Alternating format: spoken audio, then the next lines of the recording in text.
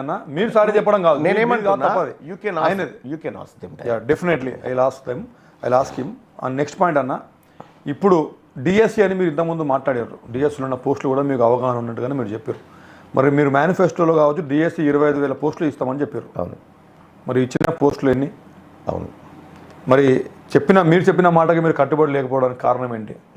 అంటే ఒకటి మీరు ఇక్కడ చూడొచ్చు, ఇప్పుడు పోస్టులు ఇవని చెప్తా ఉన్నారు. ఇవాళ మీరు ఒకసారి పేపర్లో చూస్తే కొత్తగా 208 పాఠశాలలు తెరవడం కోసం రాష్ట్ర ప్రభుత్వం ఒక నిర్ణయం తీసుకుంది. మరి అక్కడ స్టాఫ్ కావాలి కదా. అవును. ఇవన్నీ డిఎస్సిలో మార్పులు చేయడం కోసం రాష్ట్ర ప్రభుత్వం చేస్తున్నటువంటి చర్యలు. ఓకే. కాబట్టి పోస్టులు పెంచబోతుంది, పెంచుతుంది కూడా. ఓకే అన్న, ముఖ్యంగా ఇప్పటివరకు మనం నిరుద్యోగుల గురించి మాట్లాడినాం అన్న. ఒకటి స్పష్టంగా మీరు జాబ్ క్యాలెండర్ ఈ టైం వరకు మేము ఎందుకు చెప్తున్నా అంటే వాళ్ళు ఒక ప్యాటర్న్ ఫిక్స్ చేసుకుంటారు, ఒక షెడ్యూల్ ఇస్తారని చెప్తున్నా. నేను నోటిఫికేషన్లు జాబ్ క్యాలెండర్ ఇప్పుడు ఇస్తే ఈ జాబ్ క్యాలెండర్ దాదాపుగా 1 year ఉంటుంది కాబట్టి 1 year లోపు, అప్పటి నుంచి ఆ 1 year లోపు నోటిఫికేషన్స్ అయిపోతాయి అని చెప్పి వాళ్ళు ప్రిపరేషన్ స్టార్ట్ చేసుకుంటారు. నేను చెప్పినది అర్థమైంది కదా. ఆగస్టులో ఎక్కువ ఉన్నాయి. నాకు తెలిసి ముఖ్యమంత్రి గారు జూలై 1st week అట్లా జాబ్ క్యాలెండర్ ప్రకటించే అవకాశం అప్పటి నుంచి 1 year జాబ్ క్యాలెండర్ అది ఉండొచ్చు. అంటే మాక్సిమం నా ఆలోచన అది. అంటే ముఖ్యమంత్రి గారు ఈ పర్టికులర్ డేట్ అని నాకు చెప్పలే, కానీ ఈ జాబ్ క్యాలెండర్ విషయంలో ఆయన పూర్తి అవగాహనతో ఉన్నాడు. దాని విషయంలో ముందుకు పోవడానికి అన్న ఒకసారి లైవ్లో మీరు ఉన్నారన్న అప్పుడు, ఎందుకంటే ఇవన్నీ చాలా చర్చాంశనీయమైనవి కాబట్టి నేను ఇక్కడ మీకు అడుగుతున్నా, మీరు ముందున్నారు కాబట్టి. మళ్ళీ మనకి ఎప్పుడు అవకాశం దొరుకుతుంది ఇట్లా 1-to-1 మాట్లాడడం. మీరు కూడా అన్న ఒకసారి నాకు అది నచ్చలేదు, మరి దాని ముందు ఏం జరిగిందో నాకు తెలియదు.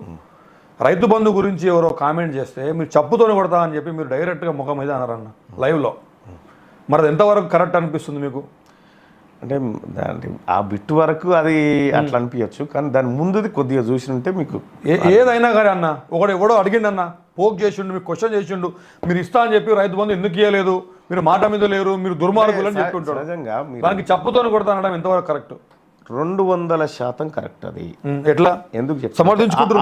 ఆ వీడియోని మీరు చూసి చెప్పండి, మీరు చెప్పండి అన్న. మీరు లైవ్ ఆ వీడియోని మీరు చూస్తే ఇక్కడ తెలంగాణ రాష్ట్రంలో ఉన్నటువంటి సంపద అంతా ఈ స్కీమ్లలో పెట్టి అప్పనంగా కమిషన్లు కొట్టి వేల కోట్ల రూపాయలు తరలించుకున్నటువంటి వ్యక్తులు ఖజానా లూటీ చేసిపోయి రైతులకు రైతు బంధు వేరేందని చెప్పి వీళ్ళు అడుగుతా ఉంటే ఈ అడిగే హక్కు ఎక్కడిది ఇటువంటి వాళ్ళకు, దుర్మార్గులకు?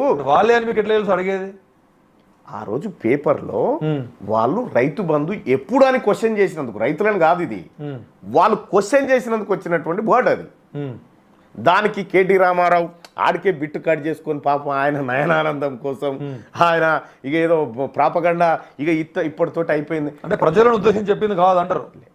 రైతులు ఎందుకు? నేను రైతు బిడ్డనన్నా, నేను రైతు బిడ్డను స్వయానా. ఓకే, నేను స్వయానా రైతు బిడ్డని, రైతులను ఇవ్వడని అనుకుంటాడు. అట్లా ఈ రైతులను మోసం చేసిన నాయకులు నన్ను ఆ రోజు. అచ్చా అన్న, ఇప్పుడు ఇంకొకటి కొంచెం నేను బోల్డ్గానే మాట్లాడుతున్నా.